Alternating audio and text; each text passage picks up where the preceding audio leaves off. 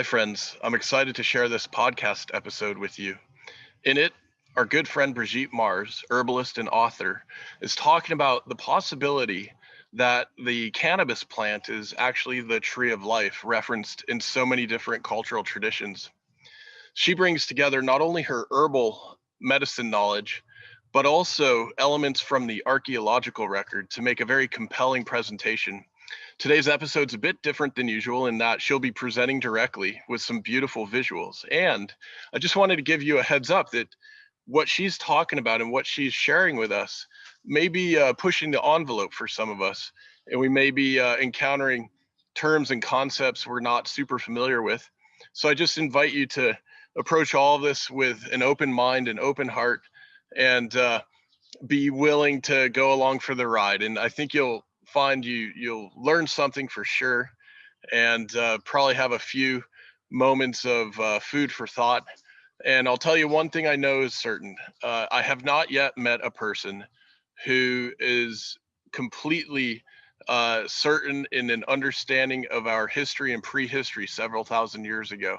There's been so much debate and evolution over the last several decades regarding our combined and collective history. And this is something we're all still exploring together. So a challenge to you is that if any of you out there do have 100% certainty on what was going on several thousand years ago, give me a holler. You could be a guest on the episode. And until then, hope you enjoy this one. And without any further ado, here is Brigitte Mars presenting the cannabis plant as the tree of life. Take it away, Brigitte. Welcome to the Why on Earth Community Podcast. I'm your host, Aaron William Perry, and today we're visiting with my dear friend, Brigitte Mars. Hi, Brigitte. Hello, it's my pleasure and honor. Thank you. Thank you. We're so excited about this very special conversation about the cannabis plant. Brigitte Mars is an herbalist and nutritional consultant of natural health with almost 50 years of experience. She teaches herbal medicine at Europa University and the School of Health Mastery in Iceland. She is taught at Omega Institute, Esalen, Kripalu, Shivananda Yoga Ashram, Arise, Envision and Unify festivals, and the Mayo Clinic. She is a professional member of the American Herbalist Guild. And Brigitte is the author of many books. 14 books, including the Natural First Aid Handbook, the Home Reference to Holistic Health and Healing, the Country Almanac of Home Remedies, and one of my favorites, the Sexual Herbal.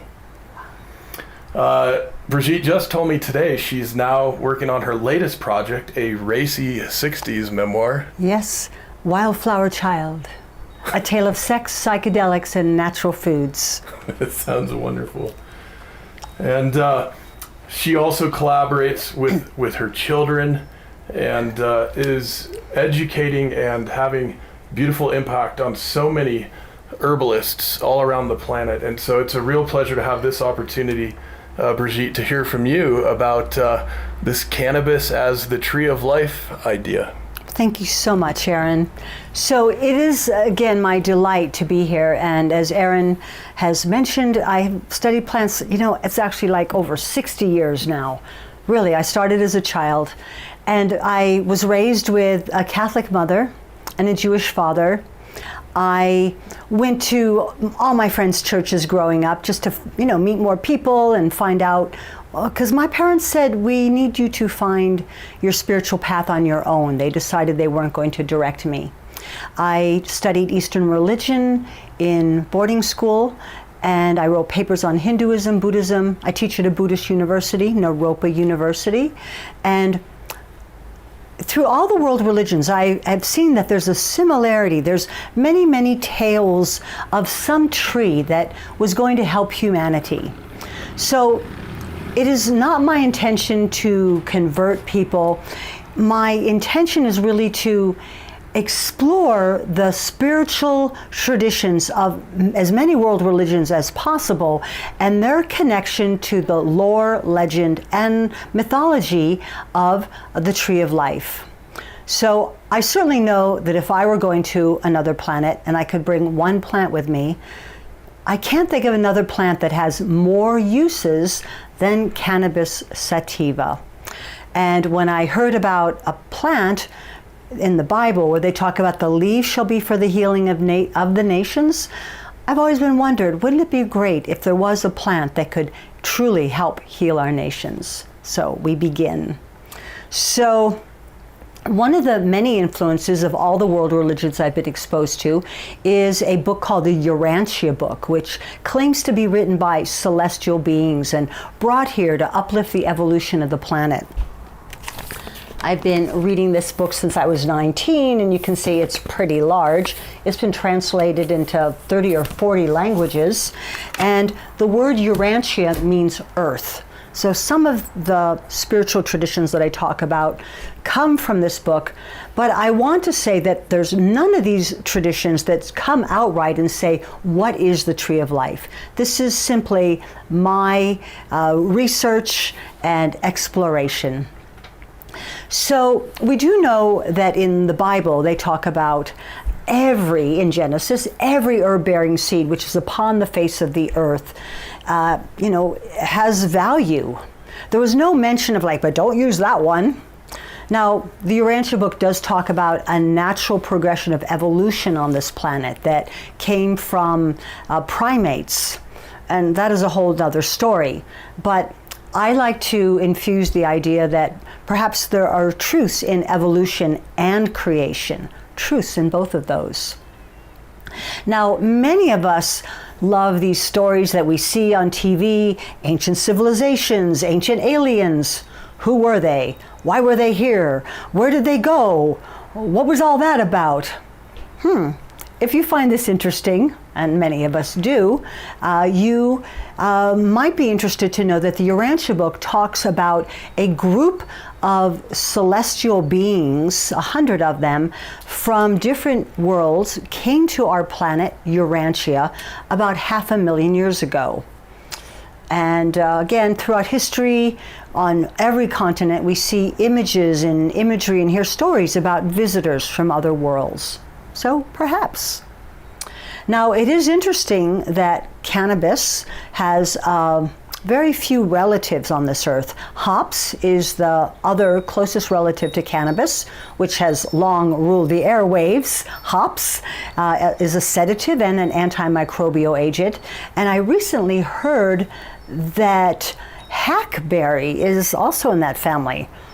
I'm not sure I agree with that, but I'm not truly a botanist, I'm a medical herbalist, so we'll see about that.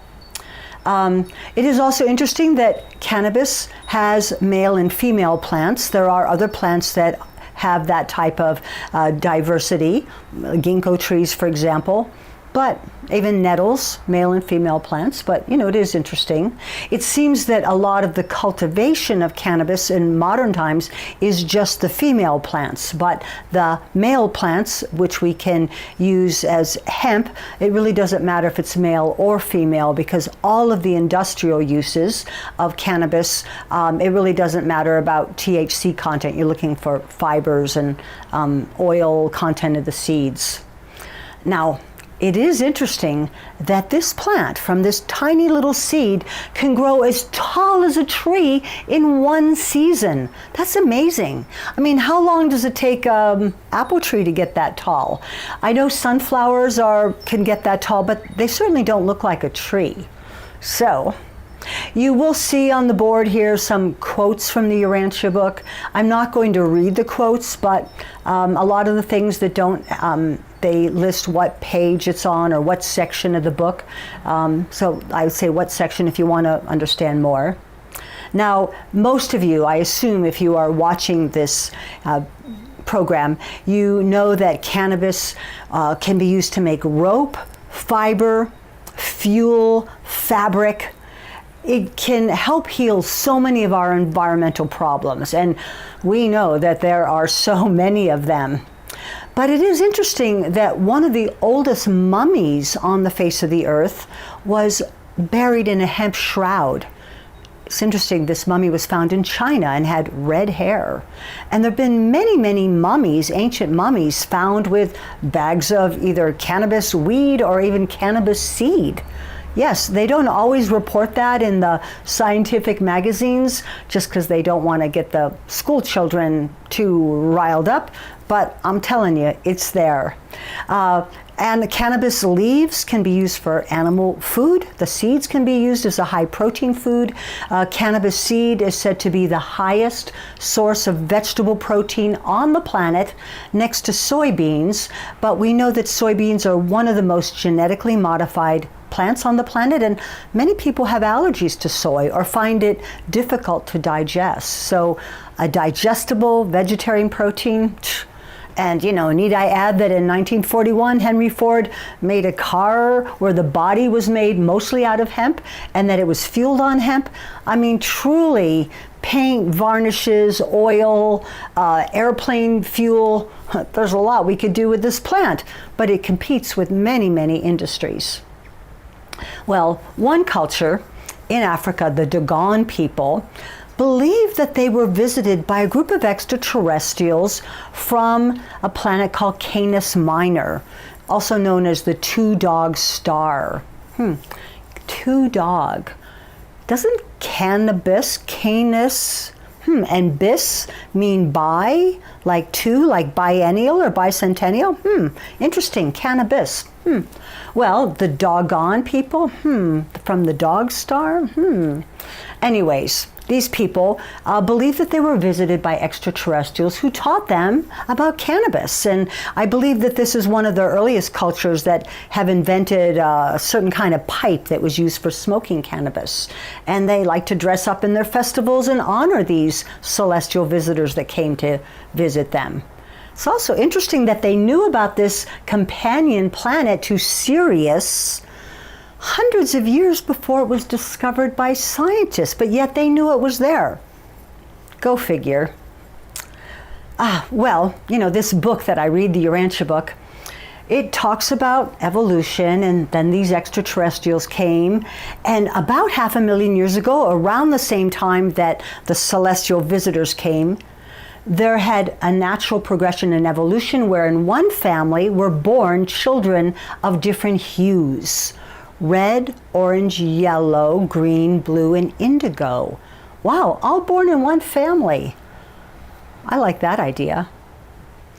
So remember, the ETs are here and they brought a plant with them, a shrub of edentia that grows throughout the universe.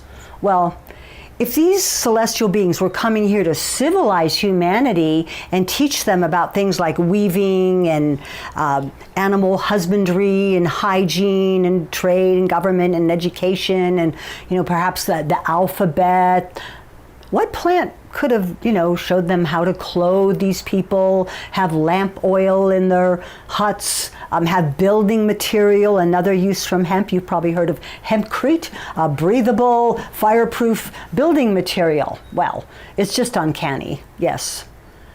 Well, Carl Sagan, who I happen to know, was a cannabis user. As a matter of fact, he is the mysterious Dr. X that Dr. Lester Grinspoon writes about in his book, Marijuana Reconsidered. There was a mysterious Dr. X who was a cannabis user, and it was Carl Sagan. Yes, he used to have his own TV show and wrote Cosmos and talked about billions and billions of worlds. Really cool scientist dude, also a cannabis user. But he believes that cannabis is perhaps the oldest cultivated plant on the face of the earth. And the word sativa actually does mean with a long history of cultivation. Yes, there are a few other plants that have sativa, like alfalfa, medicago sativa, and oats, avena sativa, garlic, allium sativum, but I can just think of, a few of these long history of cultivation plants. So again, here's a plant that could help humanity feed their animals, feed their families. Now, if we look at the ancient Babylonian clay tablets, which people have seen in museums, and we certainly have pictures. The one in the top left is actually a modern rendition, but most of these other pictures are actually rock carvings that depict perhaps extraterrestrials guarding this plant. perhaps the tree of life. I mean, they are guarding it, and you see these two like bird beings. You know, they were able to fly, travel throughout the worlds. They're holding these pine cone symbolic things, which might relate to the pineal gland, some believe. But again, you know, in the top right, you see these like kind of, you know, goat humans guarding this plant. And then right next to that, you see how like these fish beings, like these, maybe hybrid creatures. Who knows? But they're often depicted guarding or standing over this tree of life. And then you might also notice that in some of the pictures, there's like a celestial being, like a bird above the plant, maybe signifying that it is a plant that comes from another planet.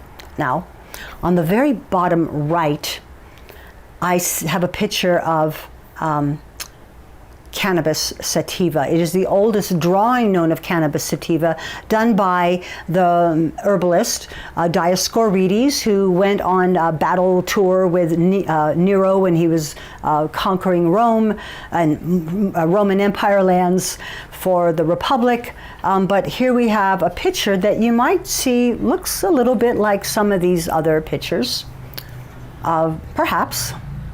So the Bible and the Urantia book and many world tales talk about a war in the heavens.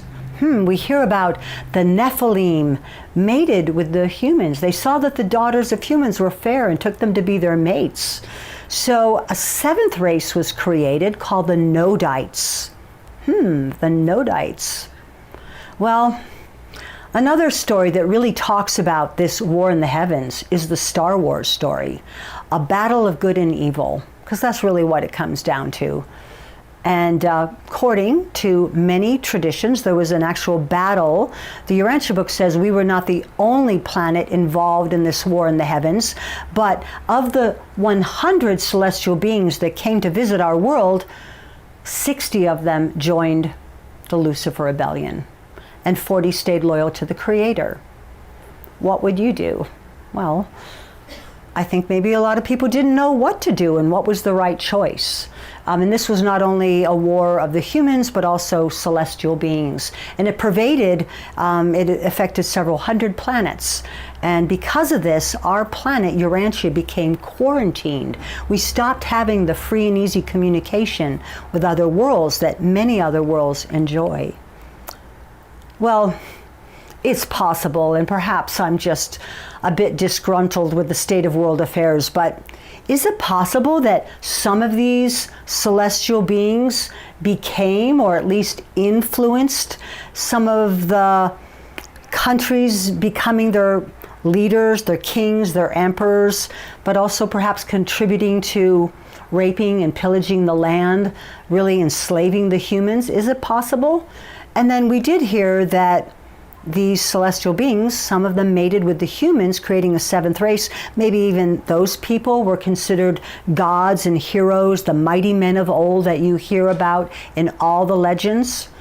So we do hear about corruption happening on our planet. We do hear about the destruction of our planet, and we wonder, how could it get this far? How could we allow things that we know are destroying the earth to be happening, especially when it's so obvious it comes down to profit and greed and not respect for the universal Mother Earth?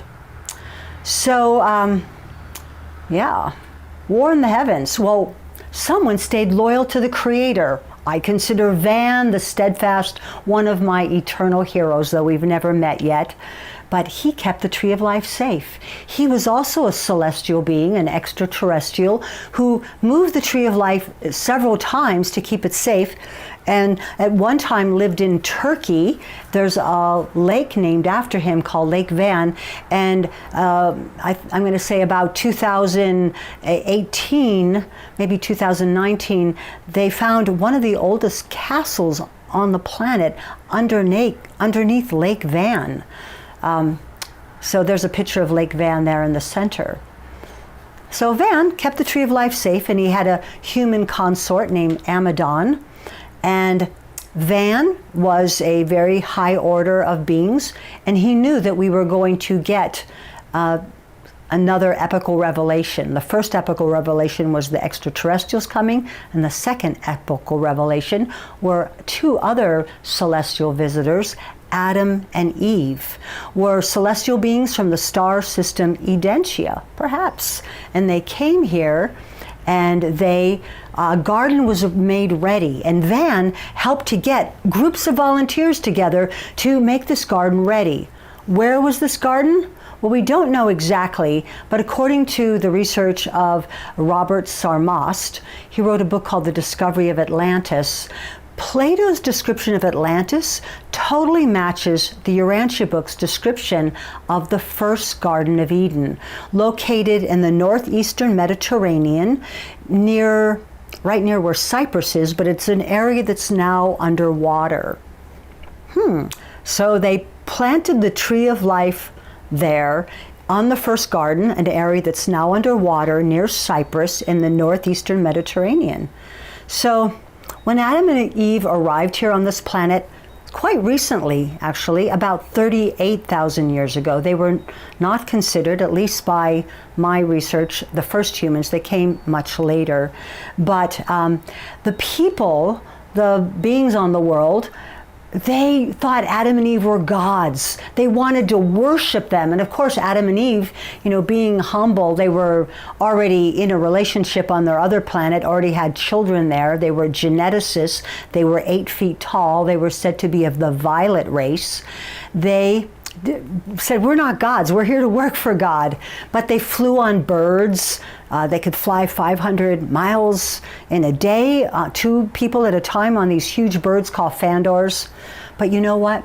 A lot of our tales of these gods and goddesses that we're talking about, Aphrodite and Venus, or Astarte, or Asherah, are many tales of gods and goddesses, Apollo, they who came from the stars, star beings. Interesting. There's that tree again with the celestial bird over it. Now, Adam and Eve lived peacefully in this garden, and they were said to be immortal. They were supposed to eat from the tree of life every day, and they also were raw foodists. They are also said to have imbibed space emanations like light and perhaps neutrino streams into their being. So, when the Urantia book describes cannabis, or describes the tree of life, forgive me, they describe the tree of life as a super chemical storage battery. But when I think of this little tiny seed that can grow as tall as a tree in one season and do all these things and be so high in protein, well, I could see how it perhaps was a super chemical storage battery, because to me, as a medical herbalist and a nutritional consultant, I think of super chemical storage battery is going to be some kind of plant that serves so many nutritional needs. So I early on wrote a hemp cookbook, and we know that it contains a type of protein called edistine. It has excellent profile of essential fatty acids, high in omega-3s, more than omega-6s. Like, it meets all the criteria. The leaves are high in beta-carotene, and you might have even heard of people finding out that they can cure themselves of different diseases using cannabis. I could see why that might be a problem. That competes with a lot of industry. But in any ways, one of my favorite uses of cannabis is to drink a juice from the fresh leaves, which is not psychoactive, but makes you feel really energized. Super chemical storage battery, perhaps. So again, we celebrate Easter, Astarte, the celebration of nature returning to the earth. This is wrapped up. They were celebrating Easter, the return of spring, many years before the birth of Jesus, but this rebirth, and so the symbols of the egg and honoring of the feminine principles, the flowers, the tulips. Well, there was one thing Adam and Eve were not supposed to do. And I know you all heard the story, they weren't supposed to eat the fruit, but maybe that was just symbolic. I've heard from my sources that they were supposed to wait till they had 1 million offspring in their garden, and then their offspring was supposed to go out of the garden and mate with all the different races. But they kind of got seduced. Oh, this slide I'm just going to throw in here. Another one who came from the stars, Tara, the Buddhist goddess of compassion and healing, Tara, also said to be a star being. Well, so Adam and Eve were told, like, don't mate with the mortals, because we really want your genetics to be super strong so you'll be resistant to disease, so you'll have great health and be beautiful and intelligent and spiritually receptive. But, you know, that trickster, remember those people that joined the Lucifer Rebellion? Well, one in particular, the prince Caligastia, would visit Adam and Eve in the garden and convinced Eve that it would be a really great thing if she mated with this half human, half extraterrestrial being named Cano. So she did. And that begat a child named Cain. In case you were wondering where things went wrong with Cain, well, he probably got taunted as like, you're not Adam's son. But when Adam found out that his mate had done the one thing they were asked not to do, well, what would you do? Well, I don't know what you would do, but Adam went off with Lilith, who might also be called Leota, but he went off with this other half human, half celestial being, came back a month later with the now pregnant Leota. So it's interesting, we have a story about Eve and Adam eating an apple. We also have a story about Snow White eating an apple and falling into a deep sleep. We also have a story about Sleeping Beauty pricking her finger on a spinning wheel, which is very symbolic of mixing of the blood.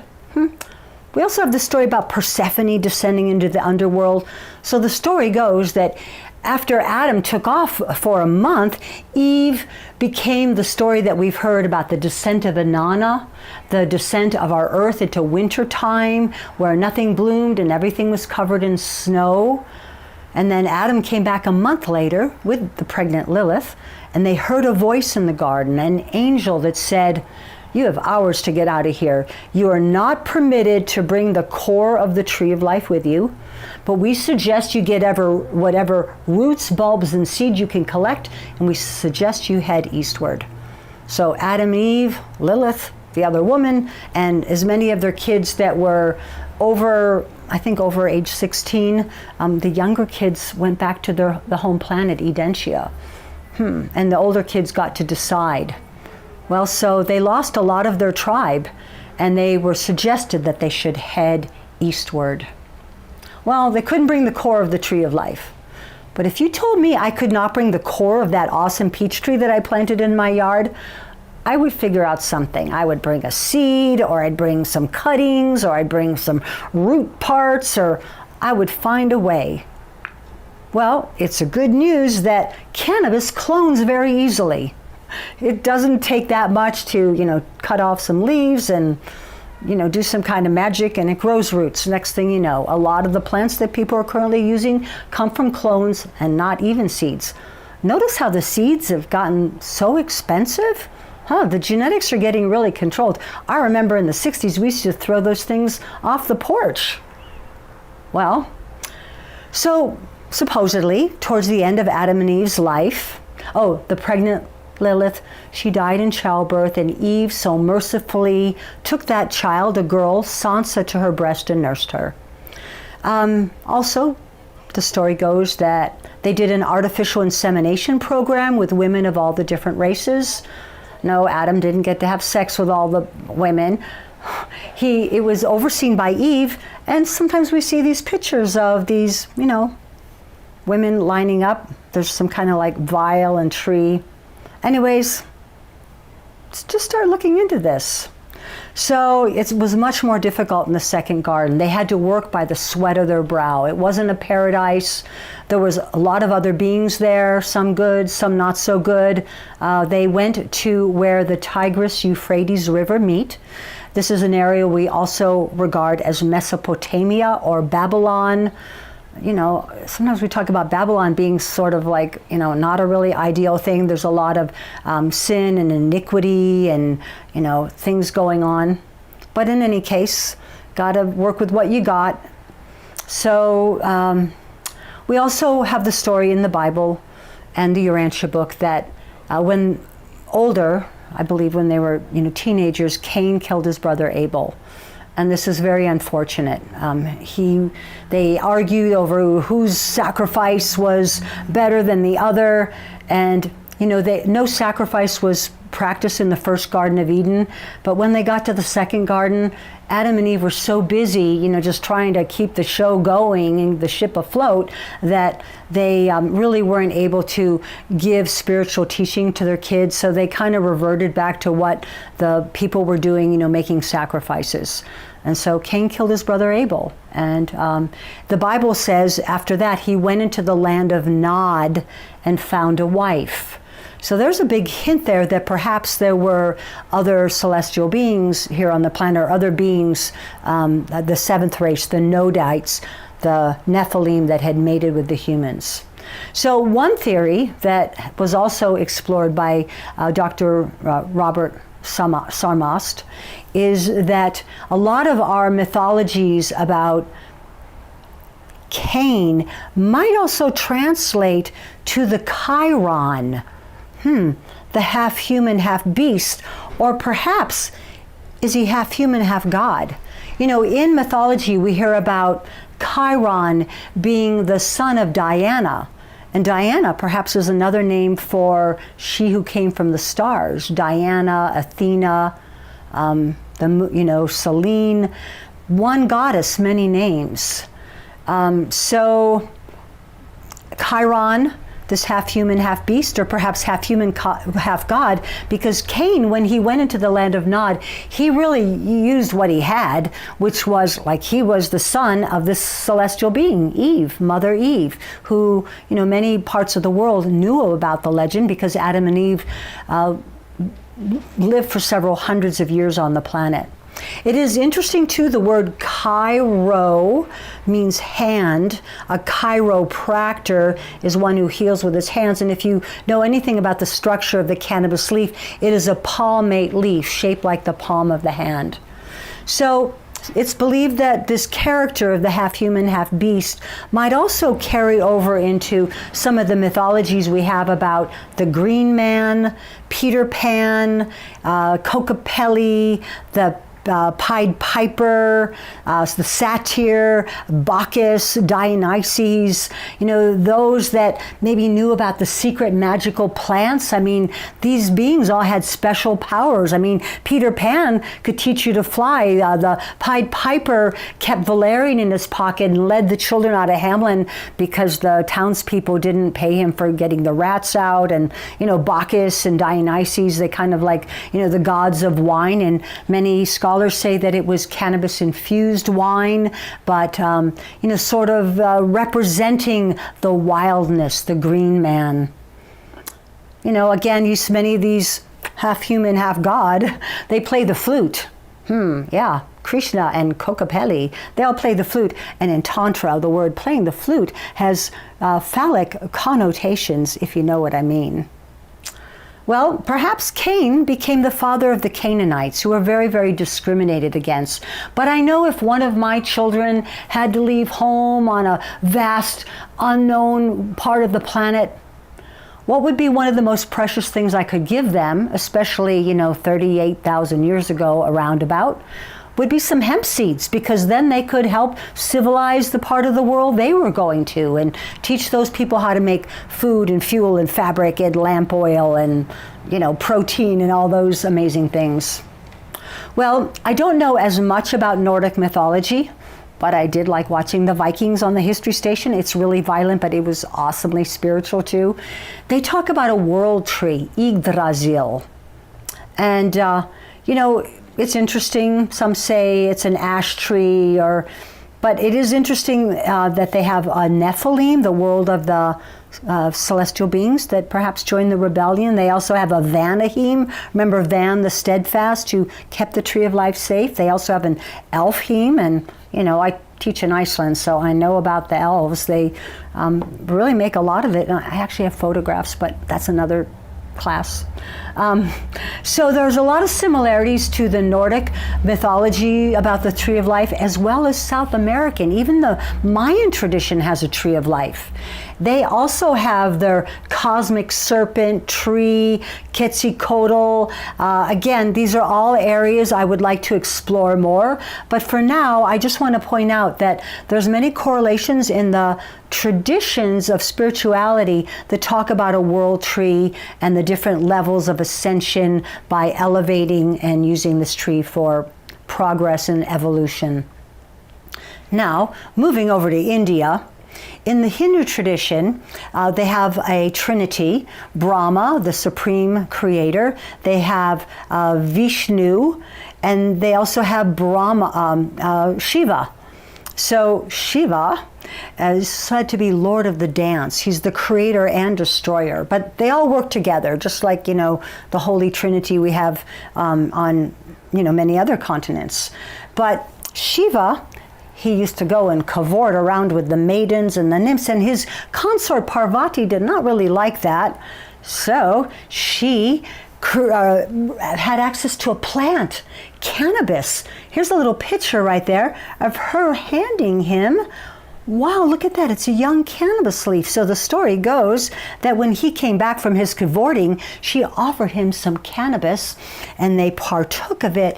And he was so blissed out, not only did he become more faithful, supposedly, one hopes, but he declared that it should be available for all his devotees. So his devotees include the sadhus of India, these holy men, these very often men that had great careers who forsake all material attachment and cover themselves with ashes from the funeral pyre. And I know it sounds weird, but they smoke the chillum, and the word chillum means chalice, and they sing their praises to Shiva. They often say before they smoke, Bom Shiva Shankar, Hari Hari Ganja, Bom Shiva Shankar, Hari Hari Ganja, or Hail Hail Ganja, Bom Shiva Shankar, Hari Hari Ganja. And you often see pictures of Shiva holding a shell. And if you notice, this shell is filled with a green liquid, and that liquid is known as bhang, B-H-A-N-G. Not bong like B-O-N-G, but bhang is a sort of a chai-like beverage that's made with cinnamon and cardamom and, ginger and cannabis. And it's also interesting, you see this picture on the bottom middle of Shiva, and he wears a top knot in his hair, and there's a river that comes out of his top knot, and it is the Ganges River.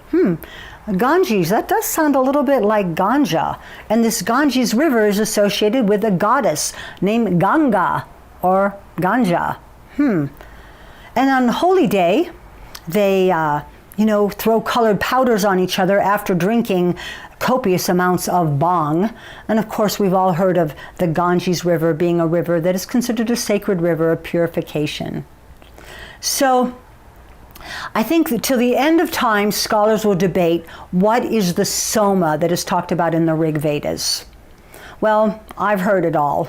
Is it Peganum harmala? Is it psilocybin? Is it Amanita muscaria? Is it Syrian rue? What is this tree of life? What is this soma? We do know from the Vedas that it is psychoactive, that it affects people's consciousness. Well, Chris Bennett, who I consider a great scholar, wrote a book called Cannabis and the Soma Solution. And even though I've read The Mushroom and the Cross and many other scholarly works on just what might be soma, I'm convinced that Chris Bennett has done his research. So if you want to know more, I'm on that team. I just want to say that cannabis has long been part of the sacred herbs of India, and trying to make it illegal, it's a little late for that because it helps people so much. There's a huge festival that happens in India every several years, I forget, 8 years, 12 years. but it's called the Kumbh Mela. And the origin of the Kumbh Mela tells a story about the god Indra being very exhausted and depleted. And so the lesser gods take a serpent and twist a serpent around a mountain. And from the mountain explodes a profusion of something called amrita, or nectar. And it falls upon the earth in several different places. And that is where the Kumbh Mela is held. Biggest festival on earth, makes Burning Man look like, an amusement park. Well, the Buddhist tradition really tried to distance themselves from the licentiousness of Hinduism. However, one of the earliest ideograms in the Chinese language is 2 hemp plants growing outside a house. And one of their deities is Ma Gu, the hemp maiden, who wears a necklace of hemp and administers healing herbs to the people. But I just want to say there's always a fringe group in every culture, and in Tantric Buddhism, the use of psychoactive plants has also been part of the culture. And, it's hard to know so much about Buddha, just like we only have fragments of texts and interpretations of fragments and so forth. But there are many Buddhist traditions that talk about Buddha eating 1 hemp seed a day. Well, I want to honor the Jewish tradition. Makaventim Melchizedek came and visited Abraham, I guess maybe 4,000 years ago, and they did not have access to the tree of life, but he really tried to make people ready by honoring the one God. He wasn't saying don't worship the God of volcanoes or the God of the rocks, but the creator of all. If you're really gonna do your prayers, not that we can't appreciate a nice rock or a volcano. But it is interesting that Moses got his 10 commandments while sitting in front of a burning bush. I wonder what bush that might have been. What smoke could have been consciousness altering to help him procure such profound wisdom for a better way to live upon the earth? So recently they found out that a lot of the things used in the temples, a lot of the incenses were burned, and holy anointing oil. I'm going to come to that in a minute. But we do know that the practice of burning incense, the word perfume means to purify through smoke.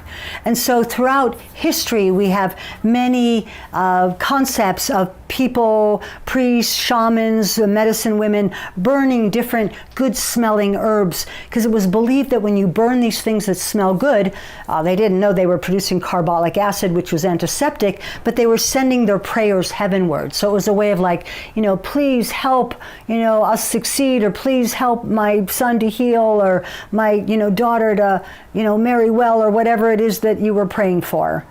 And we also have reference that in the Oracle of Delphi, that the women who were the priestesses would foretell the future and would burn cannabis and other herbs in braziers as a way of gaining inspiration. So there's something very mystical about smoke. Some people have even looked for images in the smoke as a way of looking for signs, as many cultures have done when this is what they have to work with. It's a good thing Nostradamus wasn't around during the witch burning times. He probably would have gotten in a lot of trouble for some of the books and things that he did, but we still talk about him to this day. So burning incense, a way to send your prayers heavenward, and also to create an antiseptic environment where it might be safe to, pray or worship. So one of the oldest known cultivators of cannabis is said to be the Scythians.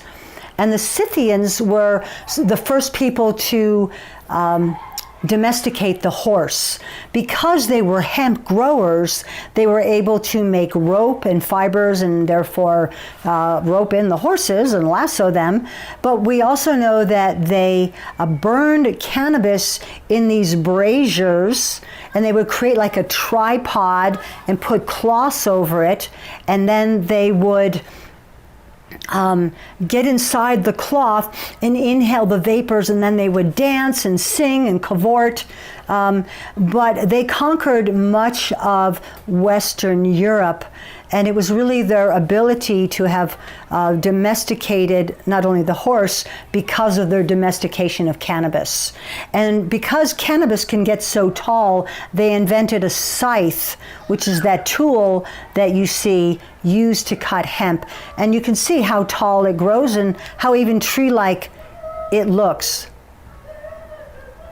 Okay, so let's see. So the Old Testament talks about a holy anointing oil.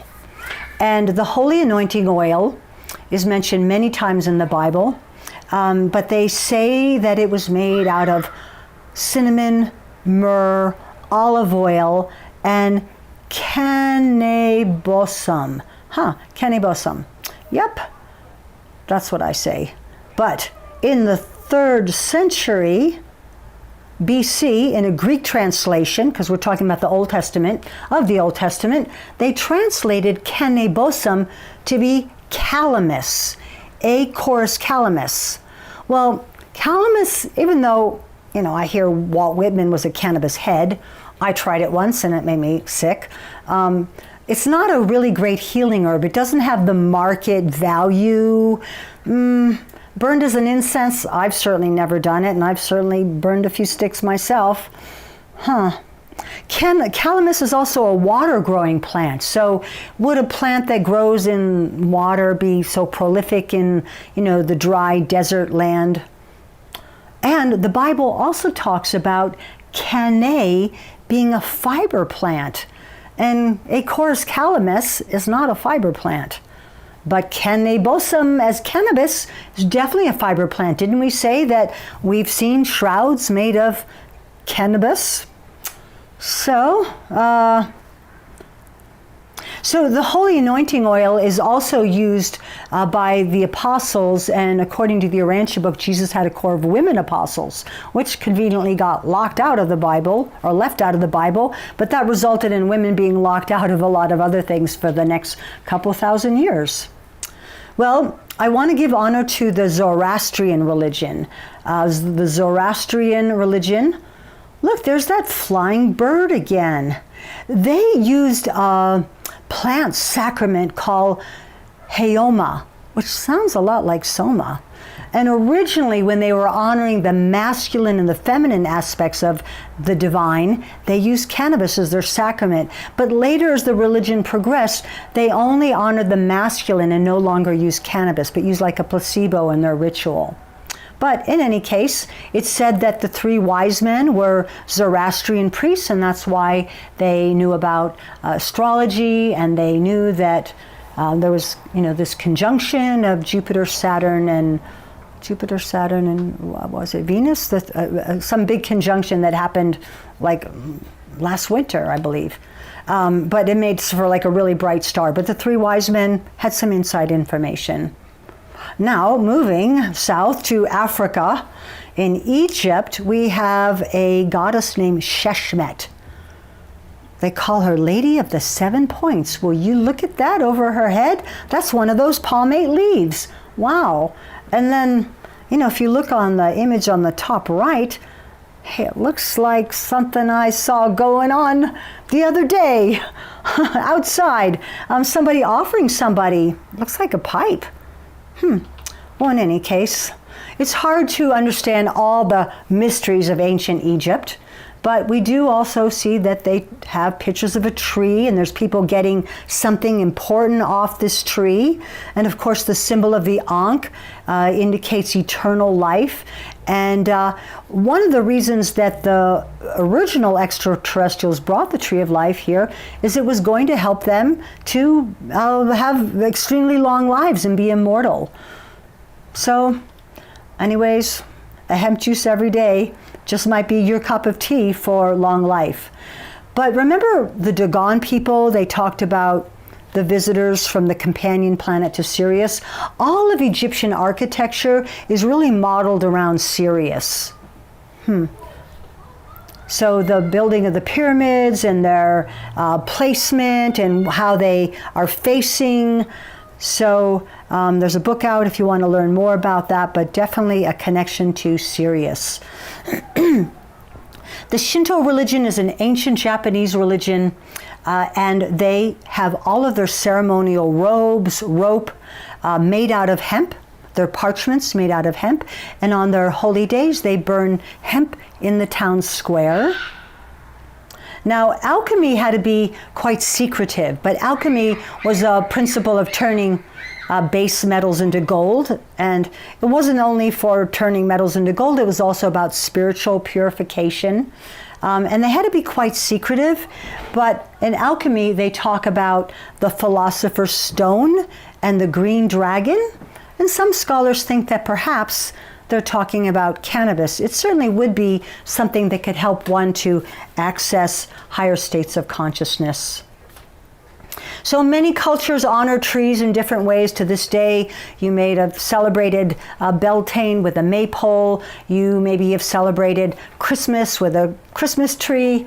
But I certainly want to honor that, many cultures have a lot of lore and legends about trees, about them being inhabited by nature spirits, about them being portals. I don't know all the answers or all the truth, but I do know that it is a theme that comes up over and over again. So Jesus Christ, the word Christ means the anointed one. And in many of the sacraments that are practiced in some Christian religions, what they used to do is anoint you with the holy anointing oil. Remember? Olive oil, cinnamon, myrrh, and kennybosum, which became calamus. But nowadays they just use olive oil. Or maybe they use canola oil, but it used to really be like a sacrament that maybe could even be used topically to activate higher states of consciousness. But having had a Catholic mother, the anointing would take place in baptism and communion and confirmation and marriages, and also when you die, extreme unction. But now it's more of a symbol than an actual oil that might have any healing or helpful benefit. Not that olive oil is a bad thing. It's great for salad dressing. Jesus' first miracle was performed in Cana. He did it as a favor to his mother. They ran out of wine at a wedding. But the reason why I mention this is because I wonder what they grew in Cana. Maybe the Canaanites had been there before with some of their magic seeds. And here's a picture from the 12th century of Jesus healing the blind. And personally, I don't think Jesus needed anything to heal the blind. He definitely had some superpowers. But look at this picture sticking out of this rock above these two blind men. Well, if that isn't cannabis sativa, I don't know what it is. So I just want to give honor to the core of women apostles that was left out of the Bible. Now, Asherah, one of the things that happened, remember how, Eve got blamed for the fall of man and they got kicked out of the garden, but, Adam, he was gone 30 days. She only had a one afternoon stand. But Asherah was the consort to Yahweh, and her plant was cannabis. And people would make offerings to Asherah. They would honor the Queen of Heaven, who is also perhaps Eve. And when they honored the Queen of Heaven, they had prosperity, they had enough to eat. And when they were no longer allowed to have this plant, they had hunger and they had strife. And so one of the things that you see in the old world is a lot of the statues of the goddess, of Venus and Aphrodite, they were defaced. No, they didn't make them with no arms or no head. They cut the arms and the head off to deface them. And another extension of this is the witch burnings, where women who were often the herbalists, the midwives, perhaps the elders of the village, were seen as a threat. It was believed that if you had an illness or you had a hard time in a birth, that it was between you and God, and intervention other than the medical establishment was seen as taboo. And so very often those that carried on the tradition of the healing herbs were often the persecuted ones. Good thing I wasn't alive then. Okay. It was also a great way to get your land, or blame the pretty woman in the village for turning your milk sour or your crops infertile, or maybe you were just poor and a burden on society. But this must have been a very dark time between the 1400s and the 1700s. And they gave us Mary. We love Mary, super cool. Mary, she rocks, but she became the substitute for the goddess, and certainly nothing wrong with her, but they kind of channeled all that worship of the divine feminine into Mother Mary. It is interesting, didn't they call it marijuana? Mari. So the Sufi, kind of some of the hippies of Islam, would use cannabis in their spinning ritual. But I also want to honor the Quran does not forbid forbids against alcohol, not cannabis. Therefore, it's also been part of the culture. And some really great medicinal cannabis comes from that part of the world as well. I want to honor the Rastafarians who talk about I and I, that you and I are one, that we should use cannabis as a sacrament with prayer. They also call the chillum, they call it the chalice, and have a lot of respect for a spiritual leader, Haile Selassie, and believe that he is perhaps a celestial minister come here to uplift the people. So, Jah Rastafari. So, I love that one of Abraham Lincoln's favorite things to do was to sit on his porch with a pipe of hemp and playing his Honor harmonica. And I know you probably have all heard that both George Washington and Thomas Jefferson said, sow the hemp seed everywhere, because this was a plant that could really help our country get established so we wouldn't need to rely on foreign imports. And people were actually taxed in colonial America for not growing hemp, because this was going to allow us to make sails and soldiers' uniforms and again animal bedding and feed and food and fuel and medicine. Well, what happened? Some of us have always believed that cannabis had healing properties. I just want to honor the Sisters of the Valley. I don't think they're real nuns, but they long believed in the healing properties of cannabis. In Denver, we actually have a International Church of Cannabis. I have presented this very PowerPoint there. Well, I was talking about how most of the cannabis right now, who knows what it's going to look like in a few years from now, but this plant, even though we've had legalization in many states, it's usually the female plants that are being grown and the male plants are picked off, although the male plants, like I said, for hemp and industrial purposes is fine. But all that stuff that's being grown in warehouses using lots of fluoridated water and very expensive electric lighting, those are all the female plants that in a sense are in captivity.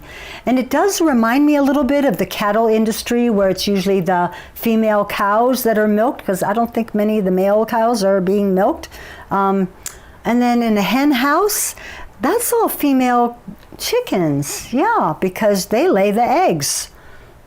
So some of these industrial grow-ops, remind me a little bit of hen houses, kind of females in captivity, women in burqas. So in any case, I'm into, freeing the plants and freeing the planet. I think really for the good of the planet, we need the male and the female plants. It's not that I don't like, certain strains of cannabis and high THC content, but really the seeds are really going to be a big part in the fiber and the fabric of what can heal our planet. But no, cannabis has, is still illegal in many parts of the world. We have become a pharmaceutical nation. If you don't think so, just watch an hour of TV. Plants that are healing have long been prosecuted since the days of, the early part of the 1400s. We have been told that we must only get well using prayer, penance, and giving money to the church, as well as pharmaceutical drugs. But yet, cannabis has been used to make many, many kinds of medicine, for sleep, for anxiety, for healing, for inflammation. It is also interesting that we have an endocannabinoid system in our bodies. Really? We actually have a system that is designed to be receptive of cannabis? Boy, that's pretty amazing. There are a few other plants that fulfill those endocannabinoid system. I'm told that wild oregano is one of them, cloves. Maybe we're going to see more research on that. But we do not have an endoginkgolide system or an ginsenoside system or Anyways, we have an endocannabinoid system, and it really permeates every organ system of our body. That's amazing. It's like this plant is really here to offer a lot of healing for us. Well, there's no doubt, planet Earth is in big trouble. I mean, every day. If it's not one thing, it's the other thing. It's global warming, it's pandemics, it's new variants, it's economic collapse, it's food shortages, it's crime in the streets. Yeah, we're at a crossroads. And it's time to really make a decision.